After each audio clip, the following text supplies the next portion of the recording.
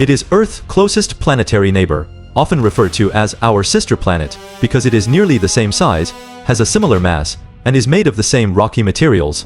For centuries we imagined Venus as a warm tropical world, perhaps, covered in lush jungles, vast oceans, and mysterious creatures. We dreamed of a second home, a peaceful counterpart to our busy Earth. But nothing could be further from the truth. Beneath those beautiful reflective clouds lies a landscape so hostile, so unforgiving, and so relentlessly dangerous that Venus is not just a hostile planet, it is the true hell of our entire solar system. Today we are going to dive deep into the horrifying reality of Venus, exploring why this seemingly gentle world became a permanent, scorching inferno, and what its terrifying story reveals about the fragility of planetary climates. Let us start with the most obvious and immediate danger, the temperature. If you were to stand on the surface of Venus, you would not need a jacket or sunscreen. You would need a miracle to survive even a single second. Venus has the highest surface temperature of any planet in the solar system, even higher than Mercury, which is literally the closest planet to the Sun. Mercury can reach extremely hot temperatures during its day, but because it has almost no atmosphere, it cools down drastically at night, dropping to hundreds of degrees below freezing. Venus has no such mercy. Its average surface temperature hovers around 462 degrees Celsius, or about 864 degrees Fahrenheit, and it stays that hot day and night at the equator and at the poles. There is no escape, no cool breeze, no winter, no nightfall to bring relief. This temperature is hot enough to melt lead, tin, zinc, and many other metals. Imagine placing a block of solid lead on the ground of Venus. It would turn into a shiny, silvery puddle in minutes. Even heat-resistant materials, designed for rocket engines, would begin to weaken and break down over time. This is not a temporary heat wave or a seasonal change. This is Venus's normal, constant, never-ending temperature, baked into every rock, every crater, every mountain on the planet. What makes this even more shocking is that Venus actually reflects most of the sunlight that hits it. About 75% of all sunlight reaching Venus is bounced back into space by its thick clouds, giving it one of the highest albedos of any planet. Mercury absorbs far more sunlight because it has no clouds to reflect energy away. Yet Venus still ends up hotter. The reason is one of the most terrifying forces in planetary science, the runaway greenhouse effect. On Earth, we worry about a strengthening greenhouse effect caused by carbon dioxide and other gases. On Venus, that effect did not just strengthen, it spiraled completely out of control billions of years ago and has never stopped. Venus' atmosphere is overwhelmingly dominated by carbon dioxide, making up about 96.5% of the entire air. The rest is mostly nitrogen, with tiny traces of other gases. This thick, heavy blanket of carbon dioxide lets sunlight pass through to warm the surface, but when that heat tries to radiate back into space as infrared radiation, the greenhouse gases trap it completely. The heat cannot escape, it bounces around, gets reabsorbed by the ground, and heats the planet even more. This creates a feedback loop that gets worse over time, not better. More heat trapped means more activity in the atmosphere, which means even more heat is trapped. On Earth, the greenhouse effect keeps our planet habitable. On Venus, it turned a potentially habitable world into an inescapable oven. But the heat is only the beginning of Venus's horrors. The second deadly force you would face is atmospheric pressure, so extreme, it can crush machines and destroy lives in an instant.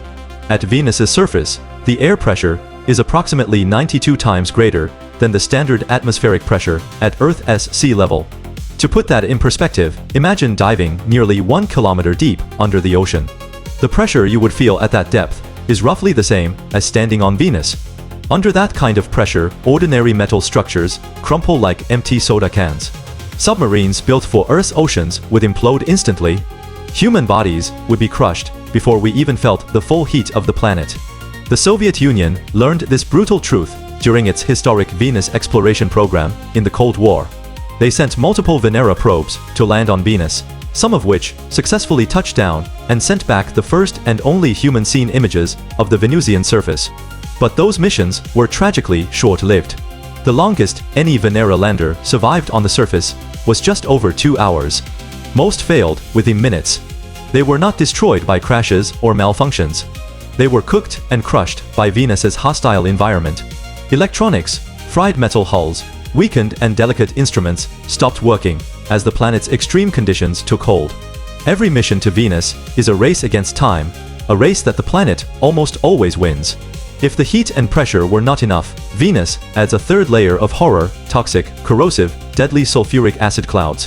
High up in Venus's atmosphere, about 50 to 70 kilometers above the surface, there are thick layers of clouds, composed not of water vapor, but of concentrated sulfuric acid.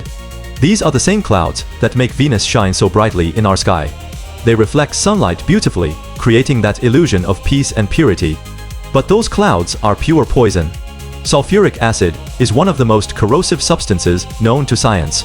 It burns through skin, eats away at metal, destroys stone, and damages nearly any material it touches. On Venus, these clouds are not just floating passively, they create a cycle of acid precipitation that torments the entire planet.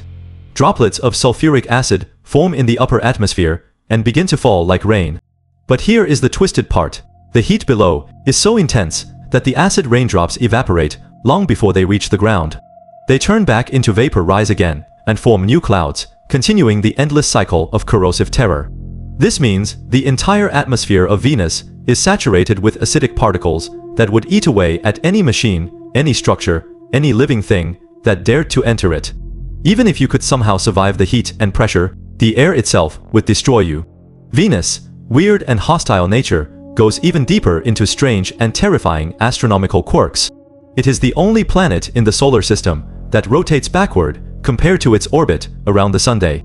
On Venus, the sun rises in the west and sets in the east, the exact opposite of Earth. To make things even more bizarre, Venus rotates extremely slowly.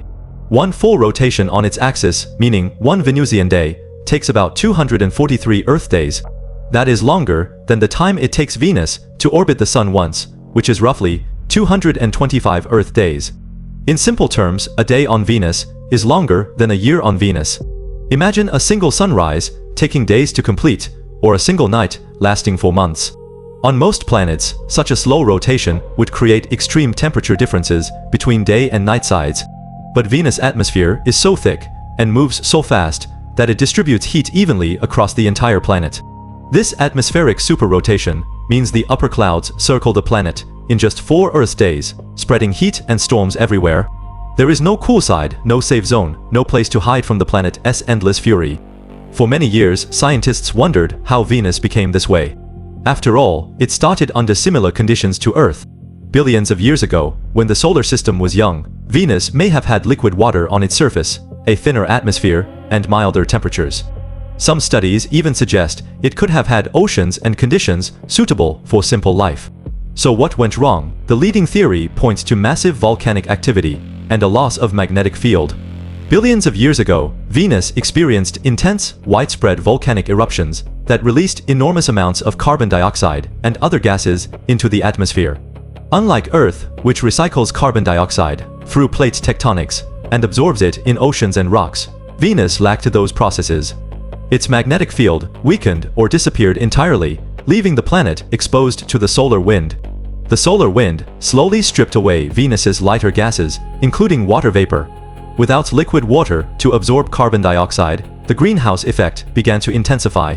Temperatures rose, oceans evaporated, more water vapor was lost to space, and the cycle spiraled into the runaway greenhouse effect we see today.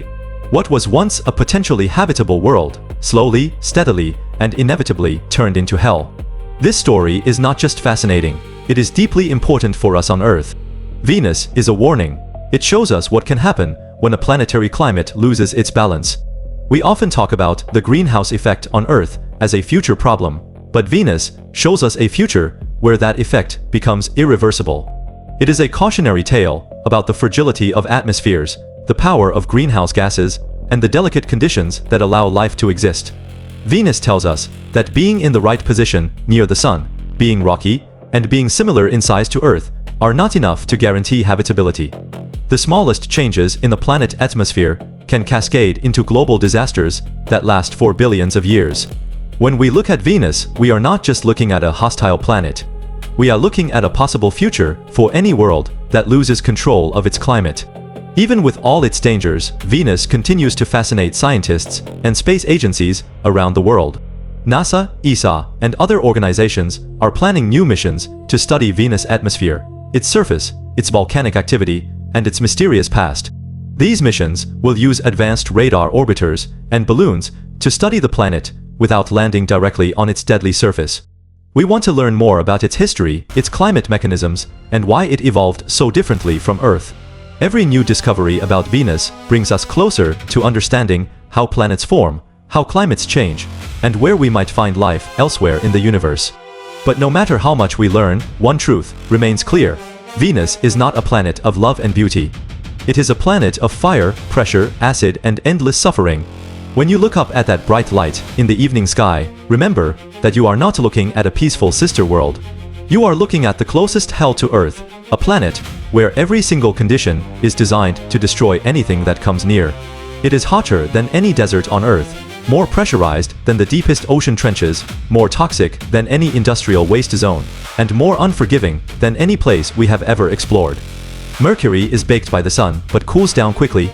Mars is cold and dry but has relatively low pressure and no acid clouds. The gas giants have no solid surfaces and extreme storms, but they are not rocky worlds that once could have been like Earth. Venus stands alone as the perfect combination of every planetary horror imaginable. Exploring the solar system means encountering wonders and terrors beyond our imagination. We have seen icy moons with hidden oceans, giant storms larger than Earth, and volcanoes that erupt continuously for centuries. But none of those places combine heat, pressure, poison, and eternal darkness quite like Venus. It is a world that punishes curiosity without mercy.